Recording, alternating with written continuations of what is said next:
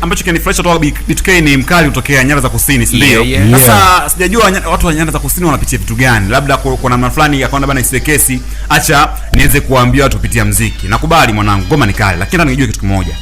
Ulipitia changamoto gani au uliona changamoto gani ambayo ikapelekea mwisho wa siku sema bana sikia hii ngoma niite ipo siku na huko ndani mshirikishe Ibra, maybe tunaweza kutengeneza chemistry nzuri ambayo inamfanya hata mtu ambaye anapitia changamoto tofauti aweze kuwa inspired. Mnyamwezi ilikuwaje?